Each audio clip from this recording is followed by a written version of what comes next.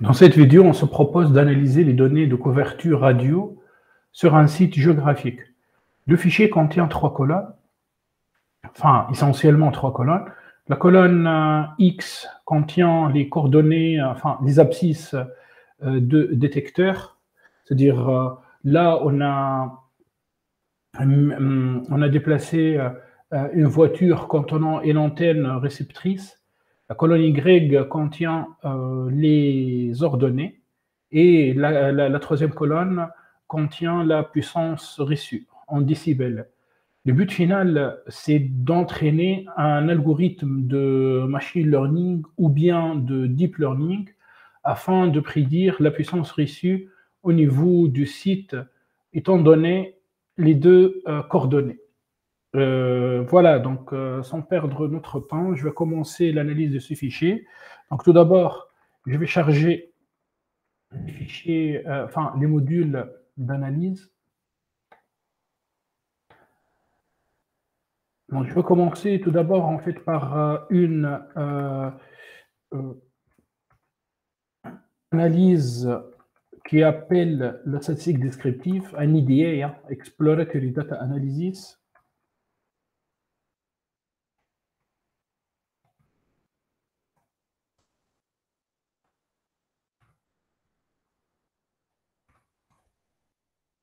Voilà, donc je charge la bibliothèque ou bien le module NumPy, Numerical Python, le module Pandas, Panel Data, et le module Matplotlib, c'est un module spécifique à la visualisation, c'est-à-dire on peut tracer des courbes, des graphes, des nuages de points avec ce module. Maintenant, je vais charger les données, donc df égale à pd read Excel. En effet, le fichier est un fichier Excel hein, qui fait 10 mégas avec une précision de 10 mètres. Ça veut dire que la mesure de la puissance reçue a été effectuée avec un pas de 10 mètres. C'est-à-dire chaque 10 mètres, on prend une mesure.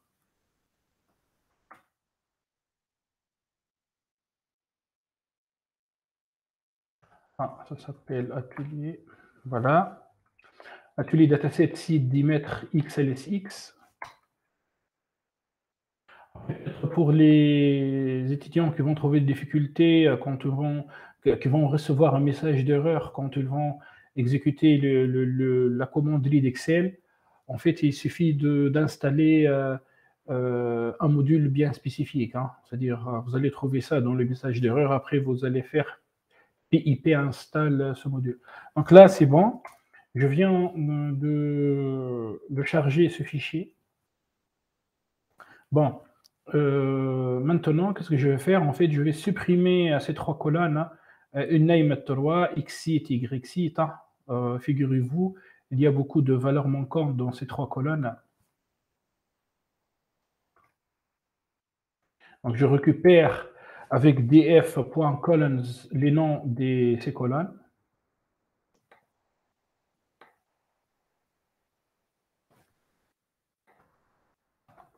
Drop columns. N'oublie pas d'ajouter ici en fait un crochet. Voilà. Donc, quand j'exécute cette commande, je réussis à supprimer les 3 colonnes et name 3, exit, yxit. Maintenant, je vais envoyer tout ça dans df. Voilà. Voilà. Donc, qu'est-ce qu'on va faire? En fait, on va commencer à analyser ce data frame. Donc, tout d'abord, récupérons quelques informations.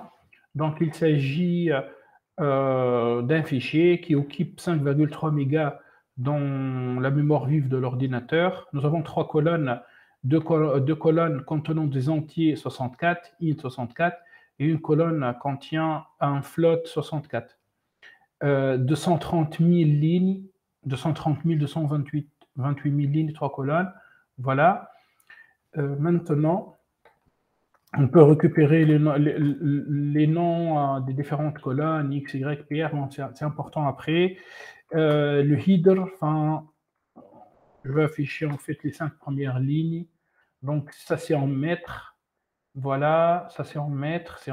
Enfin, les abscisses sont en mètres. Puis nous avons en fait les puissances en décibels. Il s'agit en fait des puissances négatives. C'est en décibels, hein. Après, les étudiants qui ont fait un cours sur la télécommunication, ils arrivent à comprendre ça. Enfin, pour les informaticiens, pour eux, en fait, c'est juste un nombre. Donc là, je vais afficher les 5 dernières lignes. D'accord, T. Puis je vais utiliser la commande pdplotting scatter matrix pour afficher les 3 histogrammes et quelques nuages de points. Voilà, ça va prendre un peu de temps. Donc nous avons 3 colonnes. Voilà, c'était rapide. Donc nous avons 3 colonnes. Et ben, on finit par une matrice carrée, 3 lignes, 3 colonnes. Donc la diagonale principale de cette matrice contient les différents histogrammes, la distribution des abscisses, la distribution des ordonnées et la distribution des puissances reçues. Puis nous avons en fait sur les éléments extra-diagonaux des nuages de points. Voilà. Donc ce qui nous intéresse, c'est la distribution de la puissance en fonction de x, la distribution de la puissance en fonction de y. Voilà. Après, on peut agrandir cette image en ajoutant ici, en fait, tout simplement fix size, par exemple, un point. Ça va agrandir beaucoup l'image. L'idée, en fait, c'est d'améliorer la visualisation. OK. Bon, a priori, en fait, il s'agit, par rapport à la puissance, bon, c'est un peu compliqué, c'est-à-dire, on va bon, si on essaie d'interpréter, disons la diagonale principale, donc les abscisses, ont tendance, à se comporter comme une loi normale, d'accord? Enfin, la fameuse gaussienne. Pour les Y, non. Bon, enfin, la distribution est asymétrique, hein. On dirait en fait une distribution de qui 2, hein. Puis, par rapport à la puissance, en fait, si il s'agit, on peut dire qu'il s'agit en fait d'une loi exponentielle, bien en fait d'une gaussienne convolue avec une loi exponentielle. Mais comme première approximation, il s'agit en fait d'une loi exponentielle ou bien d'une décroissance en 1 sur x ou bien en 1 sur x au carré, hein. C'est tout à fait normal, hein. C'est-à-dire, voilà. Après, sincèrement, quand je regarde comme ça, je trouve du mal à interpréter la puissance en fonction de x. En fait, je dirais tout simplement que il existe des valeurs de x où la puissance est maximale, puis plus on s'éloigne du centre enfin, de ces valeurs, c'est-à-dire à peu près 60 000, à peu près 60 000, eh ben, la distribution a tendance, enfin, la puissance a tendance en fait de décroître. Bon, maintenant, laissez-moi quand même tracer, je vais tracer en fait les histogrammes.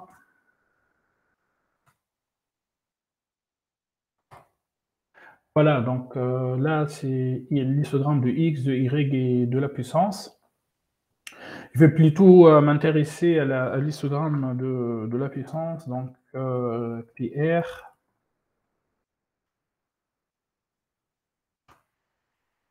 Voilà, donc bon, j'ajoute un point virgule en fait pour supprimer cette sortie indésirable. Donc voilà, en fait, on obtient cet histogramme. Bon, on peut améliorer le résultat en fait en utilisant, en ajoutant cette commande log égale à true. Donc, par exemple, on voit que plus la puissance augmente, plus la fréquence diminue, enfin l'occurrence. Donc là, par exemple, il existe combien de points ayant une puissance égale à moins 50 décibels à peu près. Et là, ça c'est 1, ça c'est 0, puis nous avons 1, Nous avons 2. Non, ça c'est 100, d'accord? Ah, pardon, ça c'est 10, 20, 30, 40, 50. En fait, quand j'ajoute l'argument log égale à true, eh ben, je réussis à projeter l'histogramme sur une échelle logarithmique. Voilà, donc là, c'est un peu compliqué, c'est-à-dire on n'arrive pas à voir les points ayant une puissance égale à moins 50, puisque les points, puisque ce bin a écrasé en fait ce bin qui se trouve au niveau de moins 100, c'est-à-dire le bin au niveau de moins 100 contient à peu près 100 000 observations, alors que le bin au niveau de moins 50 qui contient quelques dizaines, donc ce bin a écrasé ce dernier.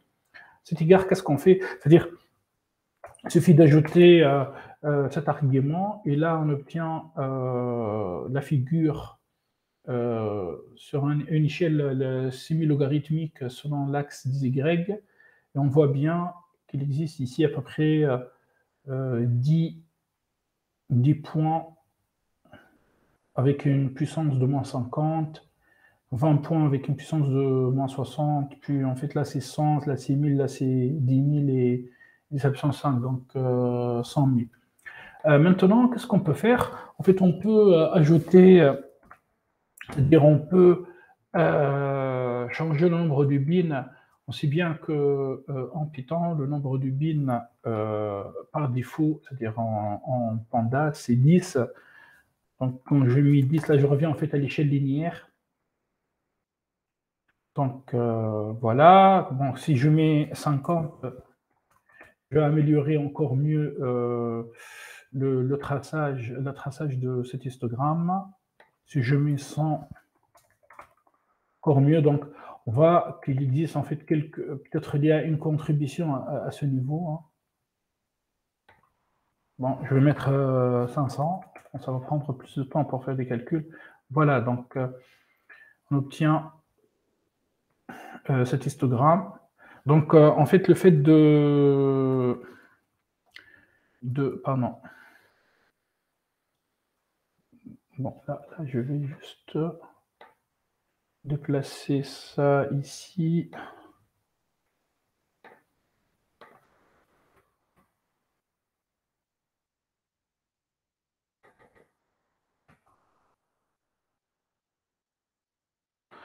Donc, le fait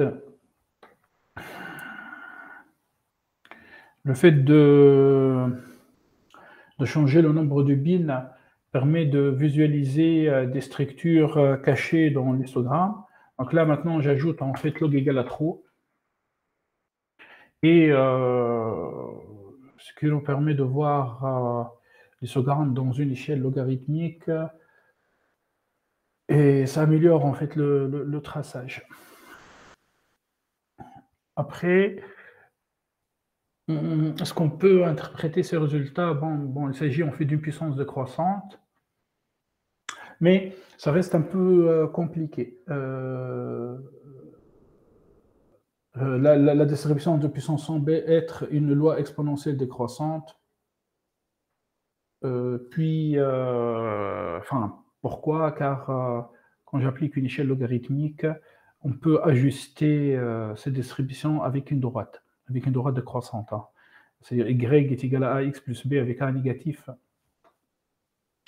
cet égard, qu'est-ce qu'on va faire? En fait, on va passer directement, on va essayer de superposer les trois colonnes en même temps, c'est-à-dire la colonne des x, la colonne des y et la colonne de puissance. Voilà, donc là, je viens ici. Bon, je vais vous montrer ce que je vais faire. Donc voilà, ça c'est notre data frame. Donc, je mets iLock point 0, j'obtiens les x. Quand je mets point values, en fait, je vais obtenir les abscisses, mais dans un MP array. Donc, j'envoie ça dans X. Je répète la même procédure pour Y. Et la même procédure aussi pour la puissance. Je mettrai plutôt pardon, puissance. Et là, je vais supprimer en fait cette variable. Donc, je fais del de cette variable. Est-ce que je trouve encore cette variable? Non. Bon. On essaie toujours en fait d'optimiser la consommation de la mémoire vive de l'ordinateur. Puis, je vais utiliser la commande plt scatter, c'est-à-dire de matplotlib. Je mets grand X, grand Y, puis C est égal à puissance. Bon, je mets un point virgule, je trace, ça prend un peu de temps. Voilà, donc on obtient en fait la distribution, on obtient cette distribution.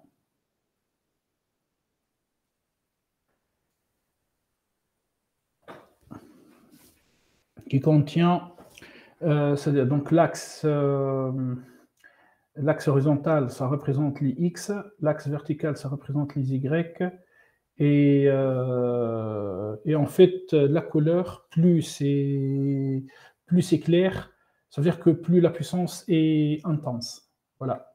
Donc, en fait, afin que vous puissiez comprendre, il faut ajouter un color bar. Je mets un point virgule plutôt.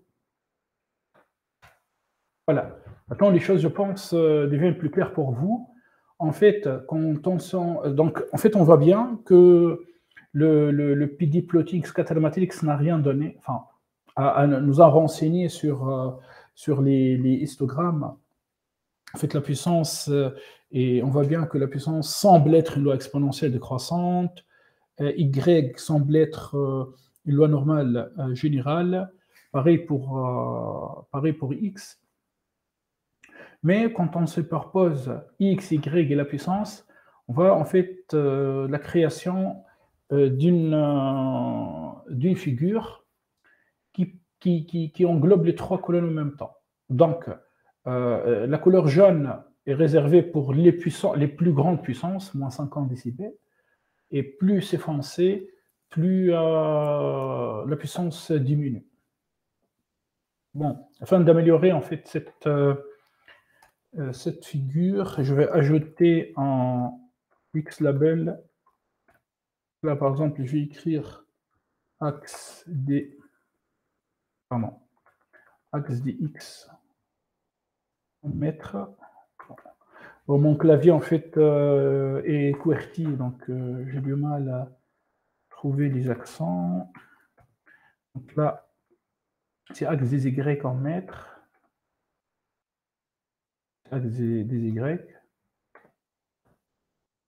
Puis plt.title. Donc, projection. Bon, je change là à 2 dimensions de la carte de la puissance en décibels. Et j'ajoute en fait une grille. Voilà.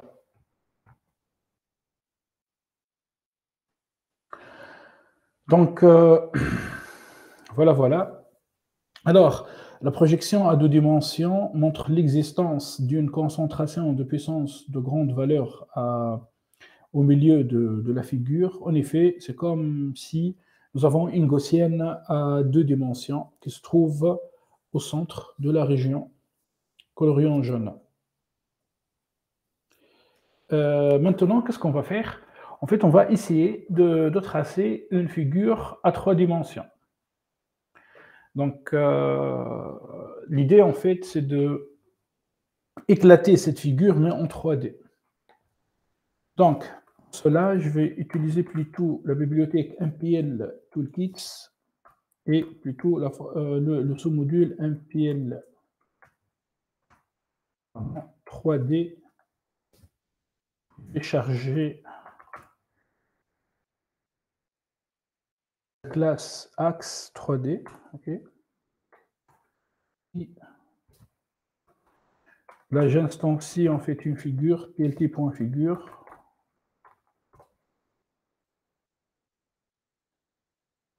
Est-ce que j'ai besoin de ça? Donc là, je fais axe Bon, ça ne fonctionne pas. Je vais définir en fait un axe, donc fig.subplot, add. Apparemment, l'autocompletion ne fonctionne pas sur mon PC, là. Plot. Donc, 111, pour dire que je vais juste créer une seule fenêtre, et avec une projection en 3D. Puis axe.scatter. Bon, laissez-moi déjà créer ça. Donc, je mets axe. Là, ça va, ça fonctionne en fait, autocompletion. Et il faut que j'exécute au moins une seule fois le code. Donc, je mets grand X, je mets grand Y, je mets la puissance, et je change, et j'exige que le marqueur soit un plus. Bon, allez, on va exécuter ce résultat. Enfin, ces 4 lignes de code. Ben, on obtient en fait cette figure en 3 dimensions. Enfin, malheureusement, on ne voit pas grand-chose. C'est les gars, qu'est-ce que je vais faire? En fait, j'essaierai de sortir le problème, de sortir cette figure en fait du Jupyter Notebook. Comment je fais ça? En fait, afin de coller la figure à l'intérieur du Jupyter Notebook, j'ai ajouté la commande magique matplotlib inline. En fait, pourquoi c'est une commande magique? Ça commence par un pourcentage. Ici, quand j'écris pourcentage matplotlib qt, qt c'est par rapport au module C++ qt, qt5. C'est un module permettant de tracer des courbes, faire des visualisations en C++. Donc, quand on fait pourcentage matplotlib qt, eh ben, la figure sort à l'extérieur. Et là, on a le droit, nous avons le droit en fait de zoomer, mais ça va prendre un peu de temps. Hein. Vous voyez? Donc, c'est comme si nous avons une gaussienne à 2 dimensions. Voilà. Voilà la distribution de puissance en 3D. Donc, l'axe vertical, c'est la puissance reçue, puis les deux axes, c'est X et Y. Bon, on voit bien que c'est très lourd. Donc, qu'est-ce qu'on peut faire? En fait, on peut échantillonner.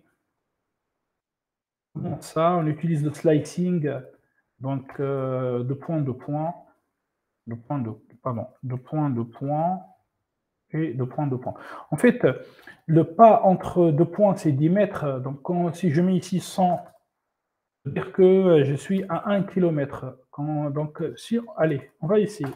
Si on fait ça, eh ben, on va tracer les points chaque 1 km. En fait, 100, avec un pas de 100 fois un pas de 10 mètres, c'est-à-dire 100 points fois 10 mètres, donc nous avons 1 km.